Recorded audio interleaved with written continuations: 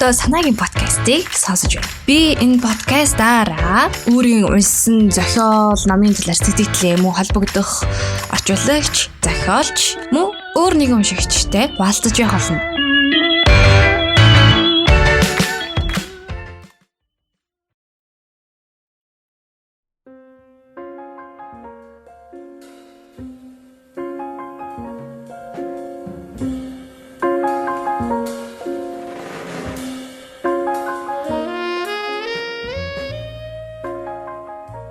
Сайн байцгаана уу? Ингээд санаагийн подкастын маань ээлж дугаар та бүхэндээ нэлээд хэсэг хугацааг хүлээлгэсний эцэст хүрч байна. Өнгөрсөн өдрүүдэд бол нэлээд завгүй өдрүүд өнгөрлөө. За тэгээд энэ удаагийн дугаараар би та бүхэндээ Вений сэтгэл судлаач Альфред Адлерийн амьдралын тухай шинжлэх ухаан номын хэсгээс хүрэхээр бэлдээд байна. Энэхүү номыг 2015 онд монгол хэл рүү Лавс Сүрэнгийн Их түшиг хэмээх сэтгэл судлаач орчуулж хүргэсэн. За орчуулгын редактораар нь бид бүхний сайн мэддэг Такта Publishing-ийн ерөнхий редактор Насангийн Бямбним бол ажилласан ийм ном байна. Энэ амьдралын тухай шинжлэх ухаан гэдэг ном миний хувьд бас нэлээд чухал үр ролтой, өөрийгөө таньж мэдгээд болон одоо энэ найз нөхөд гэдэг ч юм уу одоо ойр дотны хүмүүсийг ойлгоход маш их төхөм болгож өгсөн ном бол яхахгүй энэ номыг гэж би боддог. За тэгээд амьдралын тухай шинжлэх ухаан гэдэг энэ ном маань ерөөхдөө бол ер нь хүн болгоны амьдралын нөхцөл байдал гэдэг янз бүр байдаг юм байна. Түүнээсээ хамаарат хүн нийгэмд одоо хандлага нь хоорондоо эрс зэрс бас өөр байдаг юм байна гэдэг одоо тэр олон талт зүйлийг олж харахад маш хувь нэмэрт болдог ийм ном байна. За Альфред Адлер бол 1870 оноос 1937 оны хооронд амьдарч исэн. За мөн Вений сэтгэл судлаач Зигмунд Фройд, Цюрихийн сэтгэл судлаач Карл Юнгтэй бүр нэг цаг үед мөр зэрэгцэж хамтарч одоо энэ сэтгэл судлалын бүтээлүүд гаргаж исэн ийм хүн байна. За Альфред Адлерийн гол одоо онол гэх юм бол бодгал сэтгэл судлалын эцэг гэгддэг. Орчин үеийн сэтгэл судлал, сэтгэл заслын нөлөө бүх эсдэгчдийн нэг гэж түүхэнд тэмдэглэгдэж үлдсэн ийм хүн байна. За ерөөд Альфред Адлер нь өөрөө болохоор ийм анагаах ухааны чиглэлээр эмчийн мэргэжлэр төгссөн. Тэгээд тухайн хүнийг эмчлэхийн тулд бас бүхэл хүн гэдэг утгаар нь түүний сэтгцийг бол голчлон чухалчилж авч үзэх хэрэгтэй. За тэр дундаа тухайн хүн хүүхэд байхасаа айлын хиддэг хүүхэд гэж төрсөн буюу төрөлтийн ирэмбэн хиддэг зэргээс хамаарч одоо тухайн хүний бага наснд нийгэмд хандах хандлага, нийгмийн тэр хүсэл тэмүүлэл чиг хандлаганд тогтдог гэж үздсэн ийм хүн байна. За түүний бас нэгэн одоо хамгийн чухал одоо маш алдартай болсон сэтгэл зүйн онол бол дутуугийн комплекс гэдэг зүйл байна. Альфред Адлер нь бол 1870 онд Унгарт төрсөн. За 1895 онд Вений их сургуульд анагаах ухааны эмч мэргэжлэр төгсөөд 1902 онд Зигмунд Фройдтэй уулзаж танилцсан байна. Тэгээд тэр үед болохоор өөрийн гэсэн бүтээлийн аль хэдийнэ төрөвцөн байсан. За тэгээд хамтраад бол психоаналитикийн нийгэмлэгтээ одоо тун ойрхон ажиллаад анхны 4 гишүүнийх нь нэг нь байжгаад 1911 онд тухайн нийгэмлэгийнхээ бүр ерөнхийлөгчийн ажилласаа сайн дураараа огцорч тусдаа чөлөөд психоанализийн нийгэмлэг хэмээх байгууллагыг үүсгэсэн. Тэгэхээр түүний чөлөөд одоо бүгдээрээ л одоо Зигмунд Фройдоос салаалж гарснараа неофрейдист гэж өвдөг тий. Түүний бас том төлөөлөгчийн нэг нь бол Альфред Адлер байгаа. Өөрийнх нь тусгай байгуулсан чөлөөд психоанализийн нийгэмлэг нь цаашлаад бодгал сэтгэл судлалын нийгэмлэг болтлоо өргөцсөн байдаг. Түрүүн дурдчихсэн төрөлтийн ирэм буюу айлын хиддэг хүүхдээс шалтгаалсан тэр онлын хувьд гэх юм бол Альфред Адлер өөрөө болохоор аавтайгаа илүү ойр дотн өссөн. За ерөөсөө аавынхаа хамгийн хайртай хүн байсан ирнэ ээжтэй гадуур хагддаг байсан тухайг бол дурсан битсэн байдаг. Баансанда туна муутай амьсгалын бактери өвчтэй ядруухан хүүхэд байсан бөгөөд одоо түүний дүүгийнх нь өхөл Адлерт маш хүчтэй тийм цочрол сэтгэл үлдээж исэн байдаг. За тэгээ өөрөө ч гэсэндээ хэд удаа ингээд үхлийн аюулаас арай хийж мултраад амьдралын одоо тэр хатуу бэрхийн эсрэг хар багасаа тэмцэлдэж эхэлсэн байна л да. Өөрөө ээжтэй багасаа гадуурхагддаг байсан гэдгийнхаа дагуу ээжтэйгээ хэцүү харилцаатай байсны улмаас насанд хүрээд хэцүү эмэгтэйчүүдэд татагддаг. Хэцүү эмэгтэйчүүдийн төлөө их мэрийдэг ийм болсон байдаг гэдэг. Тэгээ Адлер өөрөө болохоор тийм гал цогтой, хэрсүү, ухаантай, тийм феминист эмэгтэйтэй гэрэлсэн.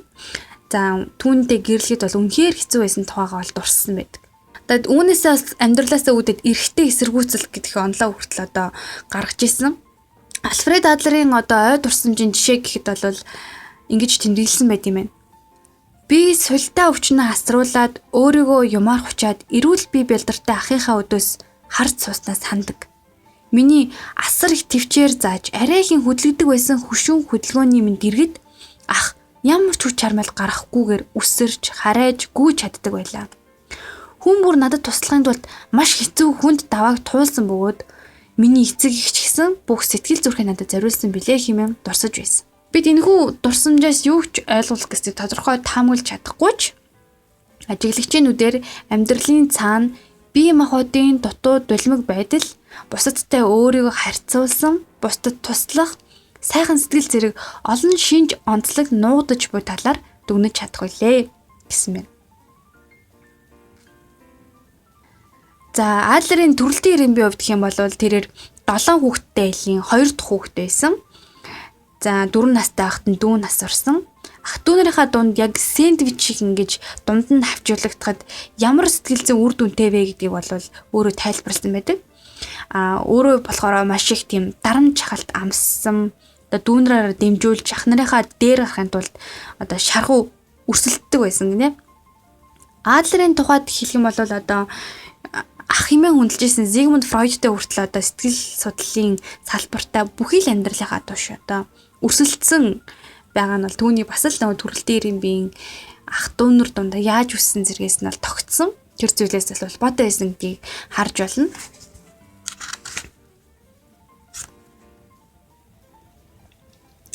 Тэгэхээр юуны өмнө бол бид нар одоо товчхондоо хэлэх юм бол үндсэн жижиг ойлголт бол дутуугийн мэдрэмж гэдэг зүйл байгаа. Хүүхэд гэр бүлд анх төрөөд нийлх багасаа бүх юмыг одоо зохицуулж чаддаг томчуудын дунд үсдэг. За тухайн тэр насанд хүрсэн хүмүүс өөрт нь яг яаж хандж гин гэдэг зэргээсээ тухайн хүүхэд нийгэмд хандах хандлага, нийгмийн сонирхол нь бол дөнгөж 4 юм уу 5 нас хүртэл тогтоод үлдчихдэг.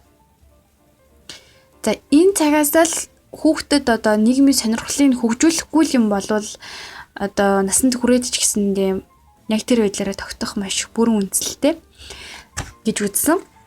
Ерөнхийдөө саяны дурдсан дээр дутуугийн комплекс, давуу байдлын комплекс гэсэн нэр томьёонууд нийгэмд үл тассан зохицлын дараагийн байдал буюу хүндэрсэн түвшнийг бол илтгэдэг.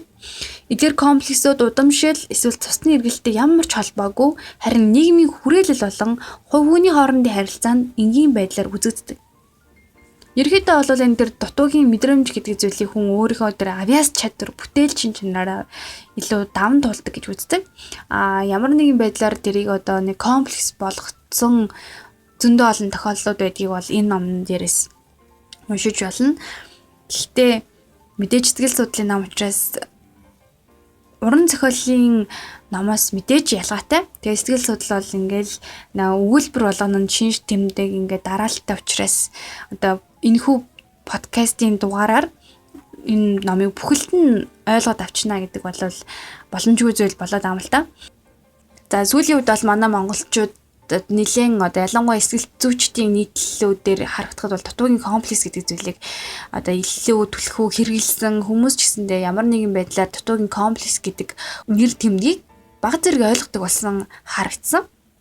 Гэхдээ яг миний хувьд ч тэ уншигчийнхаа зүгээс энэхүү номыг уншаад хүн яг өөрөөсөө гэхээс илүү бусдыг шүүмжлэхэд бол энэ сэтгэл зүйн номыг бол айгүй их тийм анзаарч харддаг нь бол ажиглагдаад байсан. Гэтэ би өөрөө ч гэсэндээ эхлээд энэ номыг уншихдаа одоо жишээ факт болгоноос ямар нэгэн ойр дотны хүний л олж хараад байснаас биш бас өөрийгөө нэг тэгж анзаарч нэг. За би үнэхээр л ямар нэгэн дутуугийн мэдрэмж надад байдаг юм байна шүү. Би гэж бол нэрсэн уншихгүй байгаад байсан л да.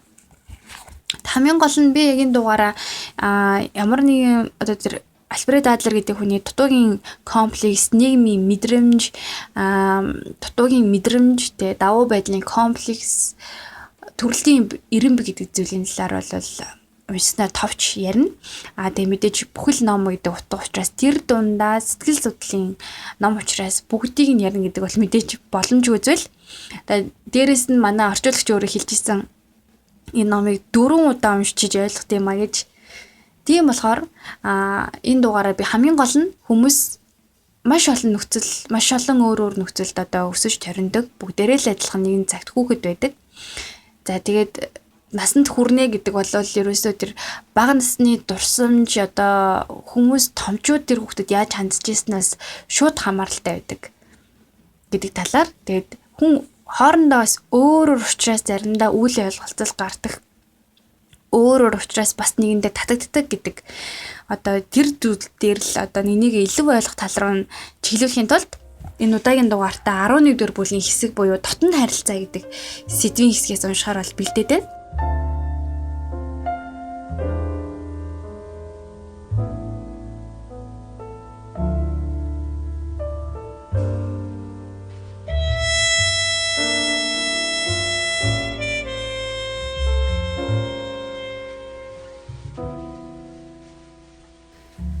Нэгдүгээр бүлэг дотн харилцаа. Гэрлэлт хайр дурлал дотн харилцаанд зөв бэлтгэлтэй байх нь нийгмийн зөв дасан зохицол хамт олонны нэг хэсэг нь байх эхлэл юм. Үүнтэй холбоотойгоор хүүхэд наснаас бэлгийн амьдралын инстинкт эхэлж хожимын гэр бүл гэрлэлт нь илрэн харагддаг. Гэрлэлт болон гэр бүлд шаардлагатай бүхий л хандлагууд хүүхдийг 5 настай үед тогтсон хандлага болж төлөвшдөг байна.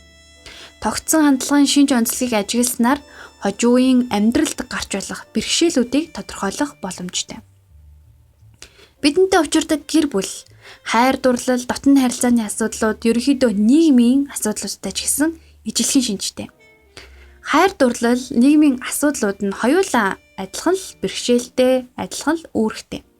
Зөвхөн ганцхан өөрийн хүслээр гэрлэлт, дотн харилцаанд амжилт олох гэсэн санаа өөрөө алдаа болдог. Амжилттай гэрлэлт дотн харилцааг бий болгохын тулд оюун санаандаа үргэлж нөгөө хайртай хүнийхээ сонирхлыг төгөлдржүүлэх ёстой болдог.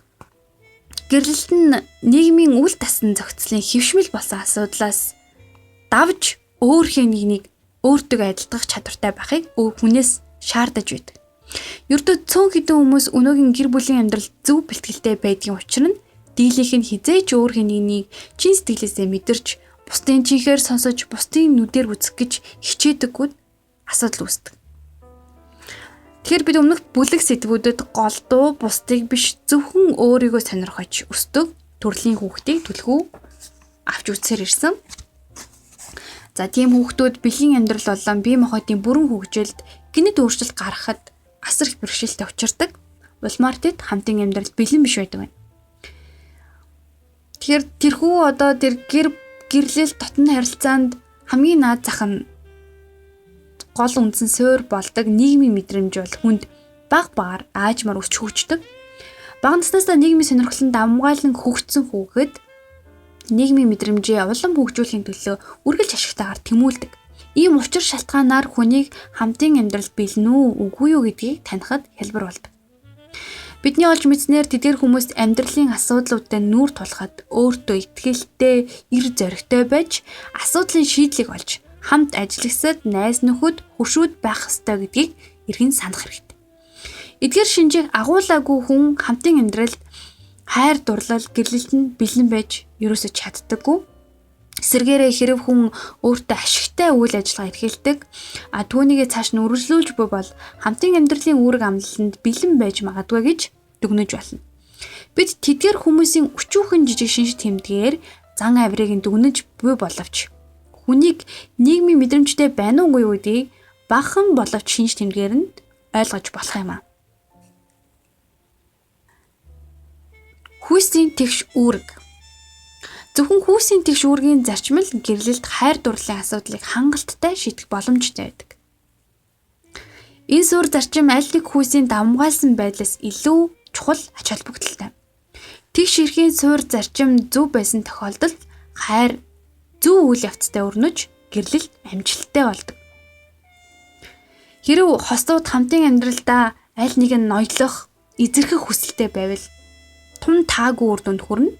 Ийм бодол санаатаагаар хамтын амьдрал үүрэг хүлээнэ гэдэг бол зөв бэлтгэл хизээч болохгүйг хожим цаг хугацаа баталдаг. Гэрлэлтийн нөхцөл байдал нь өөрийгөө биш, бусдыг сонирхох явдал, бусдыг ойлгох чадвар юм. Сэтгэл татагдах үйл явц. Одоо төгс хамтын амьдралд шаардлагатай тусгай бэлтгэлийн тухай авч үзье. Энэ нь бидний өмнө үзсэн бэлгийн амьдралд татагдах инстинкт болон нийгмийн мэдрэмжийн сургалттай холбоотой ойлголт. Хүн бүр бага насндаа эсрэг хүснийхээ туйлын буюу идеал дүрийг оюун санаандаа бүтээдгийг бид мэднэ. Тухайлбал ээж нь хүүгийнхээ эмэгтэй хүний туйлын дүр нь болдог бол хүү ирээдүйд ээж шигээ төрлийн хүнийг хайх болдог. Эсвэл ээж хүүгийн хооронд үйл ойлголцол таагүй харилцаа давмгайлж байсан бол ээжээсээ шал өөр хүнийг хайж эхэлдэг. Хэрвээ ээж нь хүүгээ захирах, дарамтлах хандлагатай байсан тохиолдолд тэр дуулууртай, төвчээртэй нэгнийг сонгодог. Төрөмгийн зантай байвал эсрэг хүснийхээ хүнийг захирах, тэмцэлдэх зантай болж өсдөг байна. Хүүхэд насны илэрдэг эдгээр бүх зан авир хожуугийн амьдралдаа хайр дурлалын асуудалтай учрахад хэрхэн тодорч өргөн хүрээний асуудал болж байгааг мэдэх боломжтой. Бид дутуугийн комплекстэй хүнийг бэлгийн амьдралдаа хэрхэн авирлаж бүг төсөөлж болох юм. Магадгүй дутуу дулмыг сул дорой байдлаа мэдэрдэг хүмүүс үргэлж бусдаас дэмжлэг асууж, дутагдaltaй талаа нөхийг ирмэлцдэг. Ийм хүмүүс хөвчлэн халамжит дүртэй байх жишээтэй. Эсвэл дутуугаа нөхөхдөө хайр дурлалын эсрэг бодол санаатай болж дээрлэхүү төрөмгийн авиртай болдог. Дараа нь тэд зөрүүд хэрүүлж хүнтэй суух магадaltaй байна. Аль ч хүйсийн хүн ийм арга замаар амжилтанд хүрэх боломжгүй. Дутуугийн болон давуугийн комплексийн ханамжийг ингэж бууруулна гэдэг бол асар инээдтэй зүйл. Сайн ажиллах юм бол цөөнгүй хүмүүс өөрийн золиос болох эсрэг хүйсний хүнийг ирж хайж байдаг. Тэд хамтын амьдралдаа иймэрхүү эмгэнэлт хувь заяагаар төгсгөнө гэдгээ ерөөсөө ойлгодгүй. Гэр бүлийн хин нэг нь ноёрхохыг ирмэлцэж байхад нөгөө нь эсрэгээрээ там дунж байдаг. Улмаар хамтын амьдралын үр дүн бүтлгүйддэг.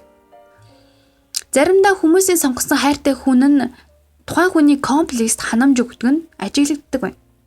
Хүмүүс яагаад өөрөөсөө олон насаар ах, ихч хүнтэй эсвэл сул дорой өвчтэй хүнтэй зодгийг хэлж өгдөг. Тэд яагаад ийм хүмүүсийг сонгодгийн учир нь тэдэнтэй цагийг өнгөрөөх амархан гэж дэгдэгтэй холбоотой. Үүнтэй адил үүрэг хариуцлага хизээж хүсдэггүй хүн гэрэлсэн хүнийг сонгодог. Заримдаа бид хоёр хүнтэй зэрэг хайр дурлалын асуудал үүсгдэг хүмүүстэй тааралдаж болно. Тэд хоёр хүн нэг хүнээс дээр байдаг гэсэн бодол санаандаа итгэдэг учраас тийм байдаг. Бид дутуугийн комплекстэй хүн хэрхэн ажил хөдөлмөрөө сольж амьдралын асуудлаас зүхтаж эхэлсэн ажлаа хизээж дуусгадаггүй гэдгийг мэднэ. Хайр дурлалын асуудалтай учрахад бас л ийм байдалтай авиралдаг. Гэрэлсэн хүнтэй амьдрал зохиох, хоёр хүнийг зэрэг хайрлах илүүд үзнэ гэдэг үр ашиггүй зуршлын гүнзгийрсэн арга хэлбэр юм. Тэдний бусад арга хэлбэрч гэсэн гэрлэлтэнд хизээч аж тус авчирч чадахгүй. Буруу эрхэлсэн хүүхэд. Хүүхдээ хэд халамжлахыг хүсдэг хосуудын гэр бүлд хүүхэд буруу эрхэлж өсдөг. Үүний гар цохирол нь магадгүй хүүхэд насны харилцаа эсвэл гэрлэлтийн эхний жилд байж болдог. Харин хожуу үедээ амьдралд маш их аюул авчирна. Тэд өөрсдөө буруу ойлголт төрүүллээ, гай боллоо л гэж бодох юм бол зовтхыг хүсдэг. Ийм мэдрэмж итгэл найдвараа алдсан мэдрэмж төрүүлдэг нь гэрлэлтэнд тун муугаар нөлөөлнө. Энэ аюулын үр дагавар хин нэгний амьдралыг сүйтгэж өшөө авах хүсэлд хүргэдэг. Үүний нэг нийтлэг хэлбэр нь урах явдал. Уралт үргэлж өшөө авалт илрэл байдаг. Нэгсэн дараар тавилт гэсэн. Итгэл даадаггүй урагч хүн үргэлж хайр дурлал мэдрэмжийн тухай яриагаараа өөрийгөө зөвтгөдөг. Чинь одоо бид нар нэг кейс ярих чинь эрхэлж өссөн нэгэн бүсгүйн талаар. Нэгэн эрхэлж өссөн эмэгтэй өөрийгөө одоо үргэлж ахыхаа сүүдэр дор байна гэж мэдэрч өссөн нэг тийм эрэгтэйтэй гэрэлсэн байна. Нөхөр нь түүний аядуу зөөлөн хүлцэнгүй байдалд нь татагдчих. Эхнэр нь айлын ганц хүүхэд учраас үргэлж олонний хайрыг булаасан анхаарлын төвд орно гэж найддаг байлаа. Гэрлэлт хүүхэд гарах хүртлээр үнэхээр аз жаргалтай байсан байна. Би дараа нь юу болохыг магадгүй таамаглаж болно. Эхнэр өнөө хүртэл анхаарлын төвд багтахыг хүссээр байсан учраас хүүхэд түүний байр суурийг эзэлхээс имэж болмоор тимч таатай бус сэтгэлдэлтэй үлдэнэ. Үүний үр дүнд эхнэр хүүхдээ хартахад хүрнэ. Тэд хүүхдээ мэдээж орхихгүй боловч сайн эцэг ихэвээр үлдэх боловч бие биенээ хайрлах найдвар нь багасдаг. Ийм харталт аюулд хүргэнэ. Учир нь нэг нь нөгөөгийнхөө үйлдэл үг бүрийг цэгнэж эхлэх юм бол хайр сэтгэлээсээ урууж байгаагийн илэрлэл гэсэн үг. Эхнэр нь төрснийхөө дараа арай хин тэнхэл авчээ. Хүүхдээ харж байхад түүний нөхөр өөрийгөө зугаацуулахаар Парис руу амралтаар явсан байна. Эхнэртэй Парист янз бүрийн хүмүүстэй танилцаж цагийг зугаатай өнгөрүүлж ихэд сэтгэл ханамжтай байгаа талаараа захиа бичиж явуулсан байна. Эхнэрт нь харин хаягдсан мэдрэмж төрж сэтгэл гутралд орж төдөлгүй агрофобия буюу орон зайнаас айх улигт айдас өчнөр шаналх болжээ. Тэр ганцаараа хаашаач гарч чадахгүй болж.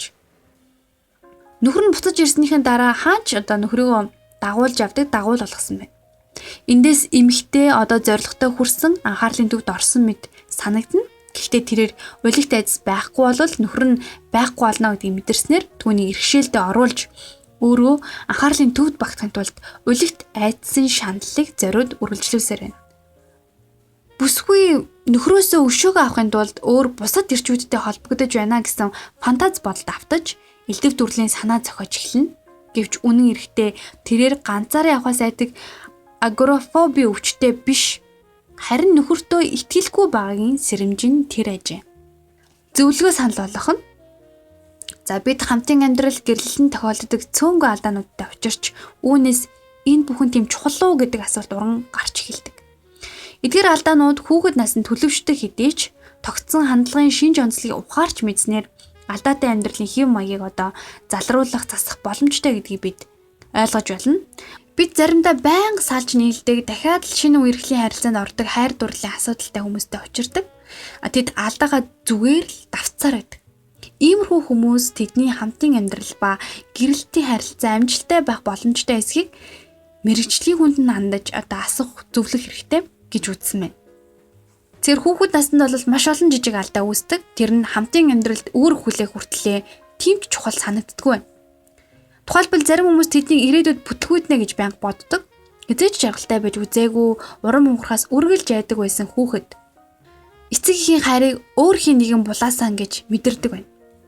Бид эдгээр айдас, урам хугарсан сэрэмжилсэн байдлыг гэрлэлт хамтын амьдрал дахь атаархал, харталтаар илэрдгийг харж байна. Эмэгтэйчүүдийн хувьд гэх юм бол голдуу эрчүүдийн зугаа төдийхнөр одоо өөрийгөө мэдэрдэг. Тэг эрчүүдэд хизээж итгэж болохгүй гэж ойлгодог. Энэ нь хин нэгэн хайр дурлалыг бүтэмжтэй аз жаргалтай болох боломжтой гэсэн үзлээс ялгаатай. Бодгал сэтгэл судлал амьдралын ганц сэдвийг бусдаас дээгүүр тавьдаггүй. Одоо хэрвээ хүн одоо хайр дурлал гэрэлтийн талаар сэдвийг хитрхи их онцгойлол бусад одоо тэр бодгал сэтгэл судлалын гол асуудлуудыг хайчих юм бол амьдралын одоо тэр тэнцвэрээ алдагдана л гэсэн үг. Бид өмнө нь амьдралын 3 чухал сэдэв байдаг гэж авч үзсэн. Эхнийх нь амьдралын эхний өдрөөс эхэлж бусадтай хэрхэн харилцаж байна. Бидний зан үйл бусад хүмүүстэй хэрхэн нийцэж байна вэ гэдгийг авч үздэг нийгмийн сэдэв. Бид эдгээр нийгмийн харилцааг маш эртнээс суралцдаг. Үүнтэй адилаар ажил хөдөлмөртөө бид ийм бэлтгэгдэх үйл явцад ордог. Багш хүн бидэнд төрөл бүрийн салбаруудыг зааж, ном юу хийхийг маань хэлж өгдөг. Гэвч ном дотн харилцаанд хэрхэн бэлтгэх талаар хэлж өгдөг билүү. Маш олон агуу хайрын тухай өгүүлдэг зохиолуудтай маргах зүйл үгүй боловч ад жаргалтай гэрлэлтийн талаар бичсэн ном тун цөөхөн байдаг. Тэгэхээр хайр дурлал гэрлэлт гэдэг асуудал бол аль эртнээс л одоо хэцүү дарамт чахалтай өгдөг байсан байна. Зарим хүмүүс хамтын амьдралын үүрэг амлалтанд ямар таархан бэлтгэгдсэн байдгийг дараах чинээс авч үзье. Нэг залуу үдшилэг дээр царайлаг сүд бүсгүйтэйг бүжгэлж байж. Тухайн үед гинт түүний нүдний шилэн газар унахад олонний өмнө сүд бүсгүйгээ бараг түлхээд унгах шахажээ. Дараа найз нэрээд чи юу ичвэ гэж асуухад би нүднийхээ шилийг энүүгээр эвдлүүлэхгүй гэж хариулсан байна. Бид энэ залуу гэрлэлтэнд бэлэн биш байгаа гэдгийг харж байна. Эцэстээ түүний гэрлэлт мэдээж амжилтанд хүрээгүй. Тэрээр эмчтэр ирж сэл гутралд орсон тухайга хэлсэн нь өөртөө анхудаа сонирхсон олон тохиолдлын нэг. Хүний гэрлэлтэнд бэлэн эсгийг шалгах хэдэн мянган шинж тэмдгүүд бий. Наад захын шинж тэмдэг гэхэд болзоондоо ямар ч тайлбар уурчилдаггүй хоцорч ирдэг хүнд итгэх хэрэггүй. Иймэрхүү үйлдэлүүд нь эргэлзэж бодилсон хандлагыг харуулдаг. Амьдралын асуудалд хангалттай бэлтгээгүй байна гэдгийг илэрхийлж буй шинж тэмдэг байж болох талтай. Зарим талаар бас хэрв хосуудын нэг нь нөгөөхөө үргэлж хүмүүжлэх, бие биенээ байнга сургаж хүмүүжүүлэхийг хүсдэг бол ялгаагүй хамтын тэгш харилцаанд бэлэн биш байна гэсэн үг. Хэд эмзэг мэдрэмтгий байх нь мөн тааруу шинж тэмдэгт ордог байна. Найз нөхөдгөө нийгэм хамт олонны дунд сайн хутгалтаагүй хүн сэтгэл хөдлөлийн амьдрал бэлэн биш байдаг. Ажил хөдөлмөр сонгохоос цааргалнаа гэдэг ерөөсөө сайн шинж тэмдэг биш. Гутран үзэл нөхцөл байдалтай нүүр тулгаас айж цааргалдаг учраас тийм хүмүүс нийцж чадахгүй байх нь олон тохиолддог. Гэхдээ маш олон аюултай шинж тэмдэг таагүй үр дүн байдаг ч гэсэндээ хүнийг зөв зам руу залгах, түүнийг зөв хүн болгоход бас тийм ч хэцүү гэсэн үг бол биш ээ. Ингээд бид нарын бүлэгтээ хамтын амьдрал, хайр дурлал, гэрлэлт асуудлыг зөвхөн сайн нийгэмжсэн хүн л шийдвэрлэх боломжтой гэдгийг дахин дүгнэн хэлье. Ихэнх тохиолдолд алдаа дутагдал нийгмийн мэдрэмжийн дутагдлаас шалтгаалдаг. Хэрэв хүн өөрчлөгдвөл эдгээр алдаа дутагдлыг шийдэх бүрэн боломжтой.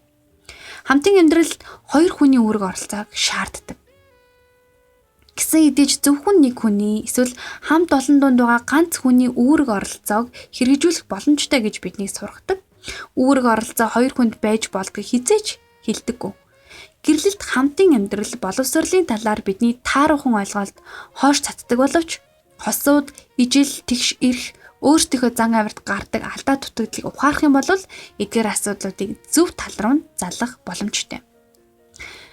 Жишээ нь моногами шинжтэй хамтын амьдралын төрөл хэлбэрт энэ талаар ойлголтыг нэмэх бараг л шаардлагагүй.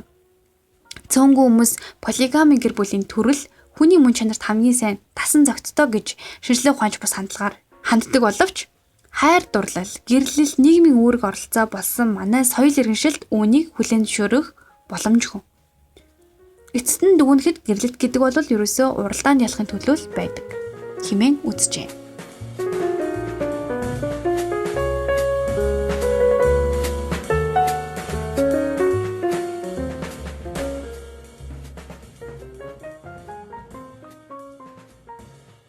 За бид сая товчхондоо Альфред Адлерийн дотн хайрцаа гэдэг зүйлийг бол ерөөхдөө авч үзсэн байдлыг нь бол ойлгосон бах. Одоо тэр нийгэм тогтсон хандлага те өөрт нь тогтцсон тэр хэвийн үзэгдлээс хамаарат одоо яг тэр мэдрэмжийг өгж байгаа, яг тэр тасн зогтсон зүйлийг мэдрүүлж байгаа хүнийг хайр дурлалын байдлаар бол сонгодог байна. Тэгэхээр Альфред Адлерийн хувьд бол одоо нийгэмд маш чухал онолуудын гаргасан нэг бол сая дурдсан бас мэдрэлийн ядаргаа гэдэг зүйлийн тусгай бүлэгт бол авч үздэг. За магадгүй яг амьдрал дээр те бодит амьдралын хувьд гэх юм бол магадгүй Япон орнд бол одоо ганц бие хүмүүс маш их очирсан одоо роботтай амьдардаг болсон гэдэг ч юм уу. Олон шинэ технологийн шинэ харилцааны төр хэлбэрүүд харагдаж байна. За тэгэхээр Адлерийн тэр дотн харилцааны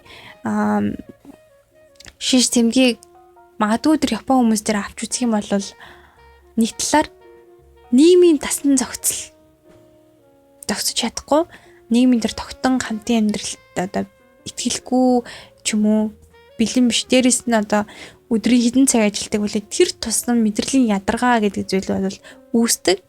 За мэдрэлийн ядаргаа үүснээс нийгмийн тасн зохицлоос холдох буюу ганцаараа байхыг хэмэлцдэг. Хүнтэй харилцаа холбоо тогтоож чаддгүй болдог. Иймэрхүү одоо сөрөг үр дагавар харагддаг юм байна. За ямар ч байсан бид нар хоолоо ингээд Альфред Адлер гэдэг хүн бол дутуугийн комплекс гэдэг зүйл манай одоогийн Монголын сэтгэл зүйчид ч гэсэндээ маш их одоо мэддэг юм шиг надад санагдчихсэн. Нэг талаараа гэх юм бол хамгийн гол нь хүн энэ алдаатай шинж тэмдэг буюу одоо хэрвээ магадгүй нийгэмд одоо хүнтэй нөхөрлөхөөс эхлээл хамт олон донд байхад ямар нэгэн байдлаар ямар нэгэн зүйл болохгүй байвал бидний өөрсдөд маань алдаатай хандлага байх вэ гэдгийг хүн хамгийн гол нь өөрөө дотроос ухамсарлах хэрэгтэй юм болов. Тэрнээс биш одоо Альфред Адлерийн номыг аваад ч юм уу ямар нэгэн сэтгэл зүйн номыг авангуудаа нэг тодорхойлт уншсанаа хин нэгэн дээр очиод чи дутуугийн комплекстэй чи ингэж байгаа учраас ингэж байгаамаа гэдэг зүйлийг хэлэх нь нэг талаараа айгу бүдүүлэг зүйл юм шиг санагддаг. Хамгийн гол нь тэр хүн өөрөө нийгмийн асар их одоо нэг дасан зохицлыг одоо мэдрэхийг хүсэж байгаа боловч ямар нэгэн зүйл болохгүй байгааг мэдэрхийлэх юм бол сэтгэл судлалын намаас өөрийнхөө тэр тогтсон хандлагыг бол сориод шинжээд үзэхэд бол гэмгүй. Яагаад магадгүй энэ дэр одоо анхны хайр бүтлгүүдэд гэдэг магадгүй шалтгаан тэр үеж магадгүй. Бид нар бүгдээрээ л нэг хайр дурлалыг хүсдэг. Тэр нь нэгсэндээ бол нийгмийн тэр дасан зохицол руу тэмүүлж байна гэсэн. Гэтэл өөрийнх нь тогтсон хандлага нь алдаатай гэдгийг юусаа ухамсарладаг. Тэгэл хамаг инэрс хүчээрээ магадгүй буруу хандлагууд илэрхийлждэг. Тэгээд хайр дурлал бүтлгүүддэг. Анхны тэр нөгөө нийгмийн тэр тасн зохицолтэй хайр дурлал руу тэмүүлсэн зүйл нь бүтлгүүд хэрхэн аягүй хуналтанд ордог. Тэгээд тэр хуналтанд орсон хугацаанд би юу хийчихвэ те би юун дээр алдчихв. Яг бидний харилцаа бид хоёрын харилцаа яагаад бусдах шиг болсонгүй вэ? Юун дээр алдчихв гэдгийг дээр хүн хувь хүн өөрөө маш их зүйлийг эргэцүүлдэг юм шиг тийм нийтлэг жишээ харагддаг. Алдаатай хандлагатай хин нэгнийг хайрлаж чадахгүй ч юм хин нэг итгэж чадахгүй байгаа нь танд өөр ингэсэн нүүсэн шалтгаан байгаа л гэсэн.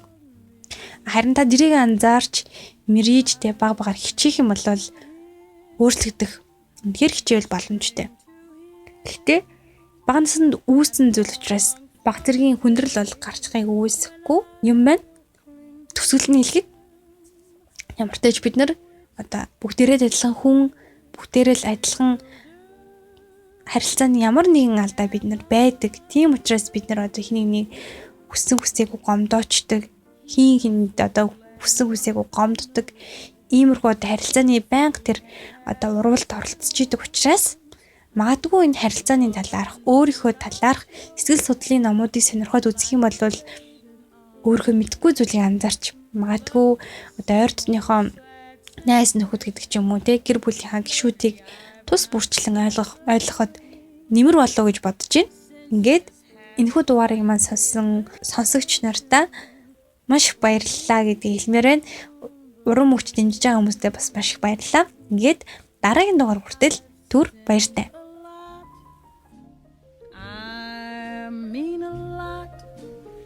But I'm like sweet 17 a lot, bewitched, bothered and bewildered am I.